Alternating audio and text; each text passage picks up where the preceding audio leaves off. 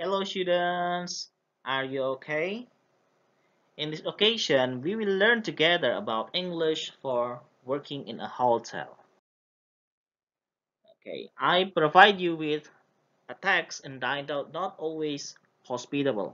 Let's read this text carefully. Have you finished reading this text carefully?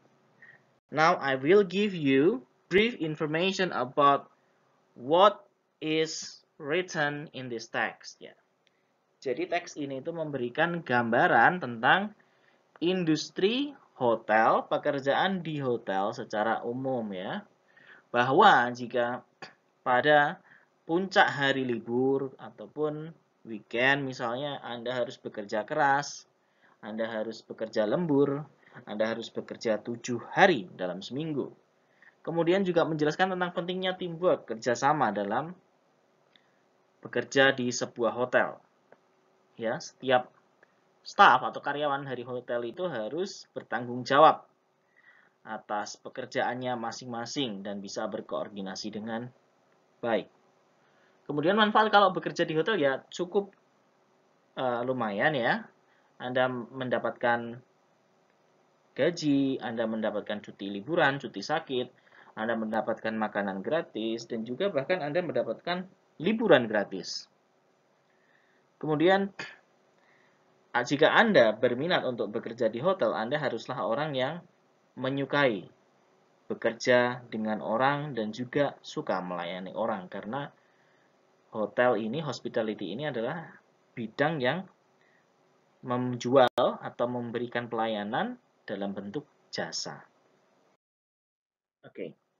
Where do you think the article from the previous slide is taken from? Dari manakah teks yang berada di slide sebelumnya tadi diambil?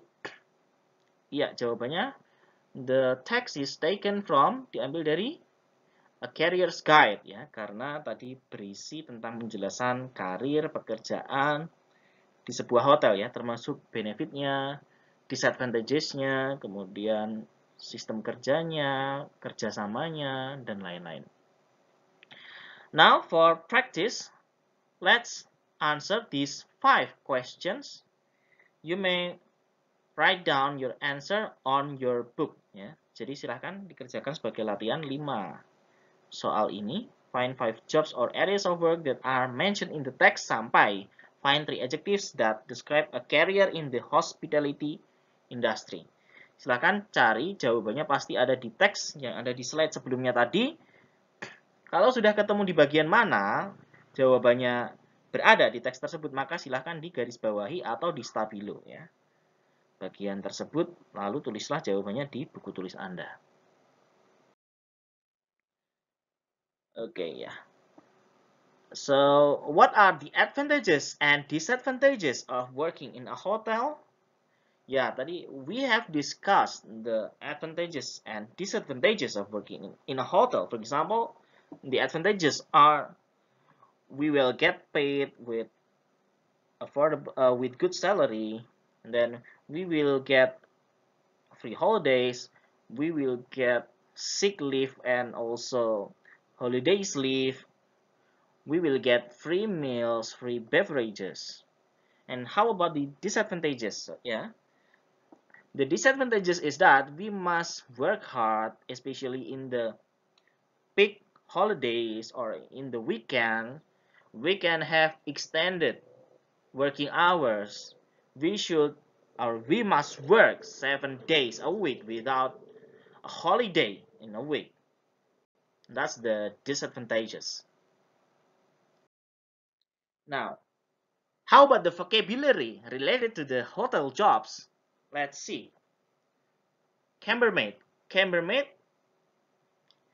has task to clean guest room. Ya. Chambermaid tugasnya membersihkan kamar tamu. How about hotel manager? Tugasnya adalah manage all the hotel staff. Ya, mengatur, memanageri semua karyawan hotel. How about the bartender?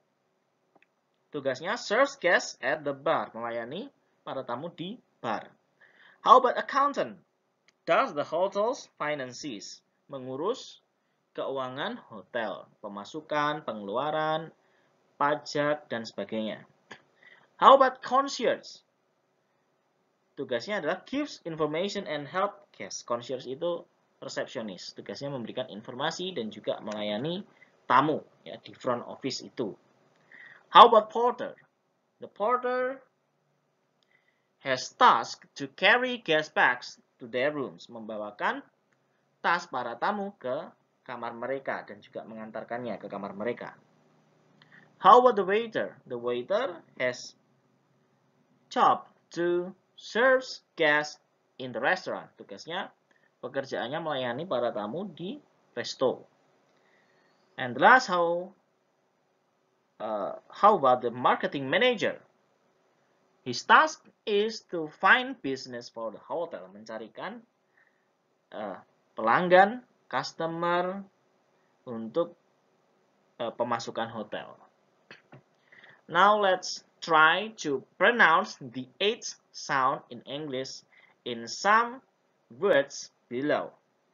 Hotel, hotel, hospitality, hospitality, holiday, holiday, hours, hours, housekeeper, housekeeper, happy, happy, help, help.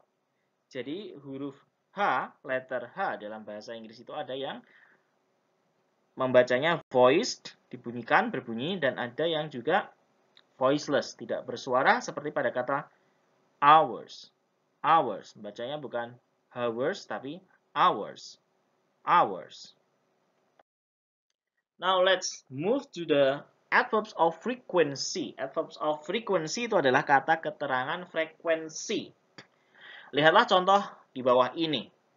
Darina always works on Saturdays and Sundays. Darina selalu bekerja pada hari Sabtu dan Minggu. Selalu berarti ya, setiap minggu selalu bekerjanya hari itu. Tidak pernah ganti.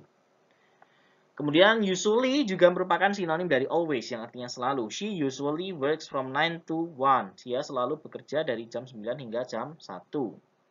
The hotel is not often busy on Tuesday. Often itu artinya sering. Hotel tersebut tidak sering sibuk ya pada hari Selasa. Berarti jarang sibuk pada hari Selasa. They sometimes work until 3 in the afternoon. Mereka terkadang bekerja hingga jam 3 sore. Kemudian Darina hardly ever finishes early on Mondays. Darina ya sangat jarang menyelesaikan pekerjaan di awal waktu pada hari Senin. Ya. Hardly itu ya hampir tidak ya. Hampir tidak. Terus ada ever berarti hampir tidak pernah. Kemudian she is never late for work. Dia tidak pernah telat bekerja. Jadi dia datangnya selalu on time, nggak pernah telat. Kita dapat meletakkan adverbs of frequency tadi seperti always, usually, often, sometimes, hardly ever, and never sebelum atau setelah kata kerja to be, yaitu linking verb, ya, seperti is, am, are, ataupun be itu sendiri, dan juga bisa sebelum atau setelah kata kerja lainnya, ya, seperti works, finish, kemudian apa lagi ya, works and finish contohnya di situ ya, write, speak, say, dan sebagainya. Oke, jadi adverbs fungsinya adalah memodifikasi atau memberikan keterangan tambahan pada adjective, verb, dan other adverbs. Jadi ada 3. Yang pertama, adverbs yang memodify adjective. Contohnya, the woman is quite pretty. Pretty di situ kata sifat dimodify oleh quite. So, ya, quite itu jadi adverbs. Wanita itu cukup cantik. Ya. Cantik itu kata sifat, quite cukup. Ya, jadi quite modify pretty. Kemudian adverbs yang modify verb. My cat waits impatiently for his food. Kucing saya menunggu dengan sabar terhadap makanannya. Ya.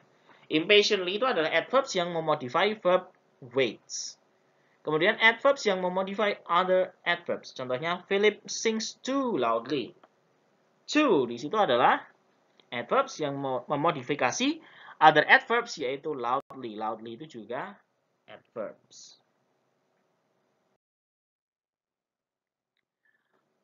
Berikutnya language focusnya adalah simple present tense atau present simple. Kita menggunakan present simple atau simple present tense untuk mengungkapkan aktivitas reguler, harian, kebiasaan, dan juga situasi pada umumnya. We make negative sentences and question with by adding do or does. Contohnya, new chambermaids do not work alone. Dan juga, why does she carry a flipper? Oke, untuk lebih jelasnya, kita bisa lihat contoh kalimat positif di sini ada dua, yang memakai subjek they atau we atau you atau plural noun, dan juga kalimat yang memakai subjek he atau she atau it atau singular noun. Untuk kelompok yang pertama tadi, cukup ditambahkan verb satu saja. Tapi untuk yang subjek golongan kedua harus ditambahkan akhiran s atau es untuk kata kerjanya. Contohnya sebagai berikut.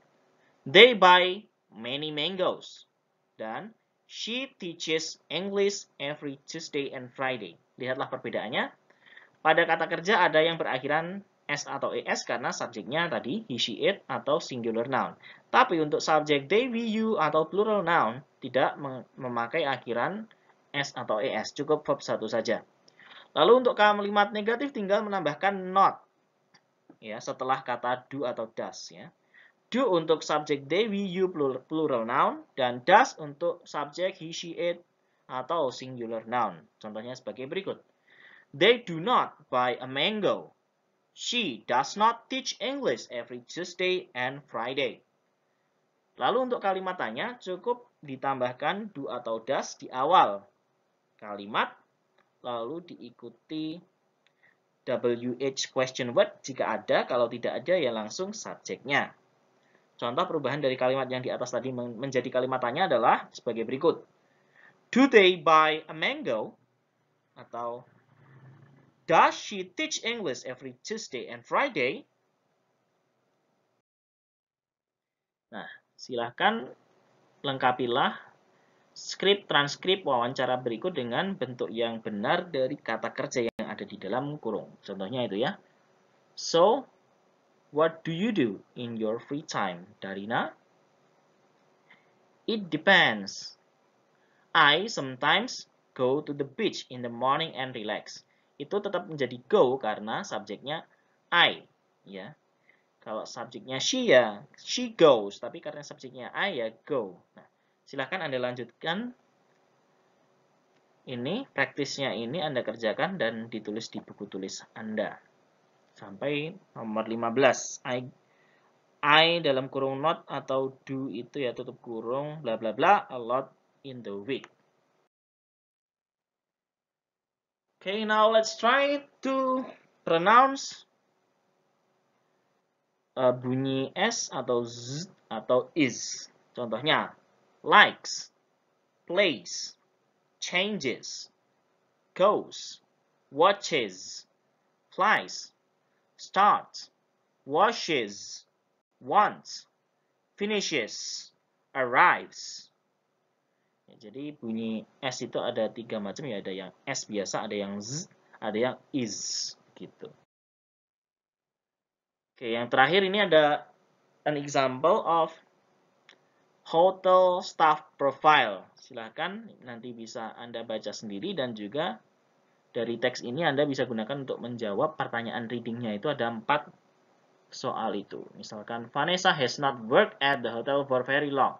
Vanessa belum bekerja di hotel tersebut dalam waktu yang lama. Apakah pernyataan tersebut benar atau salah? Bisa dikerjakan sampai nomor 4 di buku tulis Anda. Oke, all for this occasion. Thank you very much and see you next time.